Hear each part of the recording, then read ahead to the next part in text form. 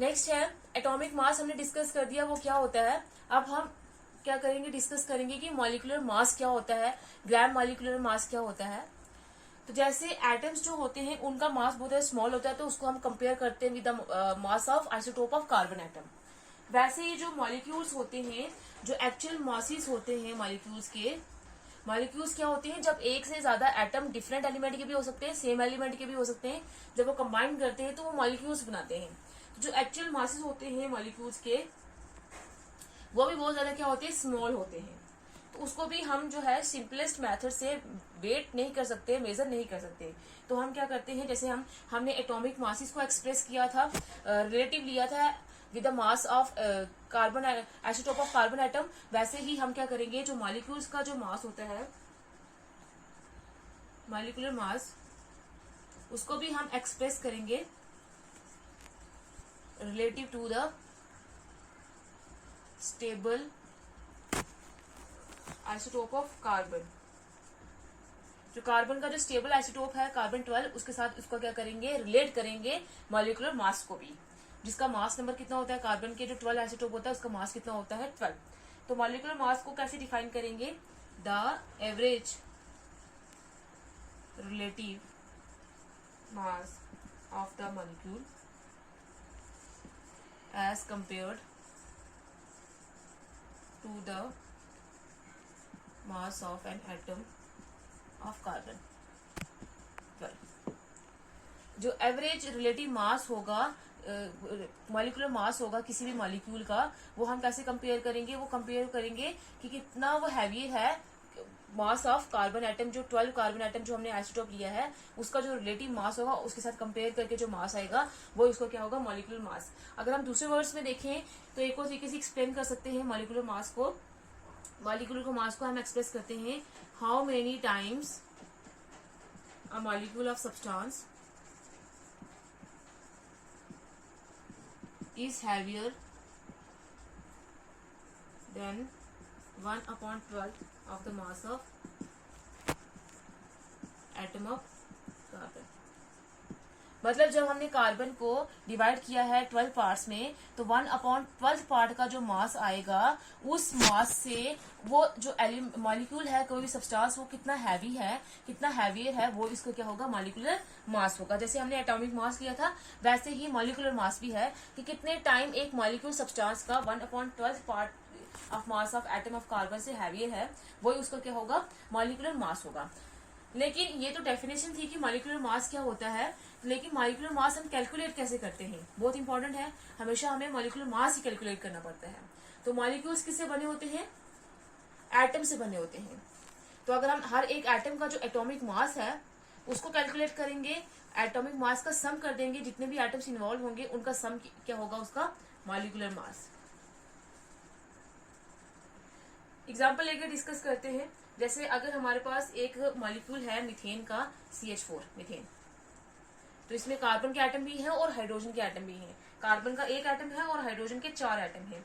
तो ये दो एटम कार्बन और हाइड्रोजन से मिलकर बना हुआ है। अगर हम कार्बन का एटॉमिक मास और हाइड्रोजन के एटॉमिक मास को सम कर देंगे तो ओवरऑल हमें दे देगा मीथेन के मॉलिक्यूल का मॉलिक्यूलर मास। तो ये किसके बराबर होगा, atomic mass of carbon plus hydrogen के 4 atom plus 4 into atomic mass of hydrogen. तो एटॉमिक मास एक कार्बन एटम का कितना होता है, 12, और 4 इंटू एक हाइड्रोजन का एटॉमिक मास कितना होता है, हम अप्रोक्सीमेटली कितना लेते हैं, 1। तो क्या आ जाएगा, 12 + 4 = 16 U। अगर हम कार्बन की अप्रोक्सीमेट वैल्यू ना लें, 0.08 लें, तब इसका जो मास आ जाएगा वो कितना आ जाएगा, 4 × 0.8, तो वो कितना आ जाएगा, 16.033। ये भी इस तरीके से भी कैलकुलेट कर सकते हैं और इस तरीके से भी कैलकुलेट कर सकते हैं। जैसे अगर हमारे पास एक मॉलिक्यूल है कार्बन डाइऑक्साइड का, इसमें इसका मॉलिक्यूलर मास क्या होगा, atomic mass of carbon plus oxygen के 2 एटम है plus 2 into atomic mass of oxygen. तो कार्बन का एटॉमिक मास कितना होता है, 12, प्लस 2 इंटू ऑक्सीजन का एटॉमिक मास कितना होता है, 16। तो क्या आ जाएगा, 12 + 6 × 32, दोनों को ऐड करेंगे तो आ जाएगा 44। तो कार्बन डाइऑक्साइड का मास, मॉलिक्यूलर मास कितना होता है, 44। नेक्स्ट एक और एग्जांपल लेते हैं सल्फ्यूरिक एसिड की। इसमें हाइड्रोजन के एटम भी हैं, सल्फर के एटम भी हैं और ऑक्सीजन के एटम भी हैं। तो कैसे मॉलिक्यूलर मास कैलकुलेट करेंगे? Atomic mass of hydrogen 2 into, क्योंकि हाइड्रोजन के 2 एटम से 2 into atomic mass of hydrogen, sulphur का 1 एटम है तो atomic mass of sulphur plus 4 multiply atomic mass of oxygen. 2 multiply atomic mass of hydrogen कितना होता है 1.008 भी ले सकते हैं। एटॉमिक मास सल्फर का कितना होता है 32 plus 4 into atomic mass oxygen का कितना होता है 16। तो अगर हम इसको कैलकुलेट करेंगे तो आ जाएगा 98 यूनिफाइड यू, या हम AMU भी लिख सकते हैं। एक और एग्जांपल लेते हैं ग्लूकोज की, C6H12O6। इसमें कार्बन के एटम है, हाइड्रोजन के एटम है और ऑक्सीजन के एटम है। तो अगर हम मॉलिक्यूलर मास कैलकुलेट करना है तो क्या कैसे कैलकुलेट करेंगे? और कार्बन के यहाँ पे 6 एटम से तो आ जाएगा 6 into atomic mass of carbon plus 12 into atomic mass of hydrogen plus 6 multiply atomic mass of oxygen. तो किसके बराबर होगा? 6 मल्टीप्लाई, एक कार्बन एटम का कितना एटॉमिक मास होता है 12 प्लस 12 मल्टीप्लाई एक हाइड्रोजन एटम का कितना मास होता है 1 प्लस 6 मल्टीप्लाई ऑक्सीजन एटम का मास कितना होता है 16। तो अगर हम इसको कैलकुलेट करेंगे, कैलकुलेट करके आ जाएगा हमारे पास 180 यूनिफाइड मास और AMU।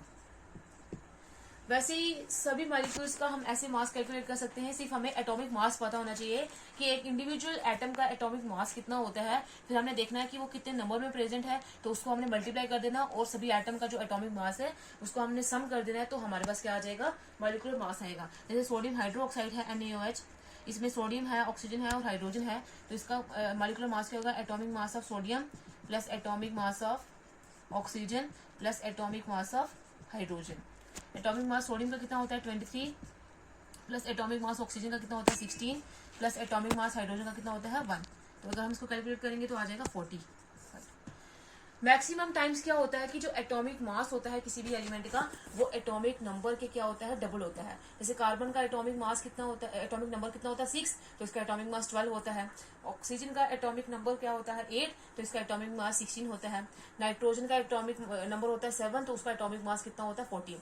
मैक्सिमम टाइम्स जो होते हैं वो एटॉमिक मास एटॉमिक नंबर के क्या होते हैं डबल ही होते हैं। तो हम वहां से अप्रोक्सीमेट वैल्यू ले सकते हैं, फिर हम क्या कर सकते हैं मॉलिक्यूलर मास इजीली कैलकुलेट कर सकते हैं। अब ये तो मॉलिक्यूलर मास था, या इसको हम रिलेटिव मॉलिक्यूलर मास ही बोलते हैं। अब ग्राम मॉलिक्यूलर मास क्या होता है?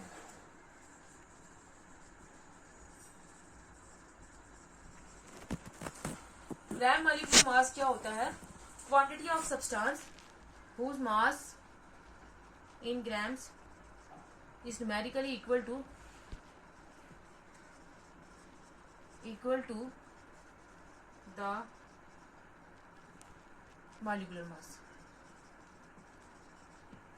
ग्राम मॉलिक्यूलर मास क्या होता है? सब्सटेंस का मास ग्राम्स में जब मॉलिक्यूलर मास के बराबर होगा न्यूमेरिकली, तो वो उसका क्या होगा ग्राम मॉलिक्यूलर मास होगा। अगर सिंपलेस्ट वर्ड में देखें तो मॉलिक्यूलर मास को जब हम एक्सप्रेस करते हैं ग्राम्स में, वैल्यू चेंज नहीं करते, कुछ भी चेंज नहीं करते, लेकिन सिर्फ क्या करते हैं जब हम ग्राम्स में एक्सप्रेस करते हैं मॉलिक्यूलर मास को, तो वो उसका क्या होता है ग्राम मॉलिक्यूलर मास, या फिर हम उसको ग्राम मॉलिक्यूल भी बोलते हैं।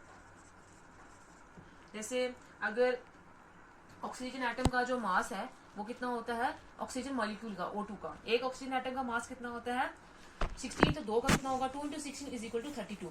अगर हम इसको ऐसे लिखेंगे तो AMU लिखेंगे या फिर सिंपलेस्ट U लिखेंगे, लेकिन जब हम इसको ग्राम्स में एक्सप्रेस करेंगे 32 ग्राम, तो वो क्या होगा उसका ग्राम मॉलिक्यूलर मास। तो ग्राम मॉलिक्यूलर मास क्या होता है? जब हम मॉलिक्यूलर मास को ग्राम्स में एक्सप्रेस करते हैं तो वो क्या आ जाता है उसका ग्राम मॉलिक्यूलर मास।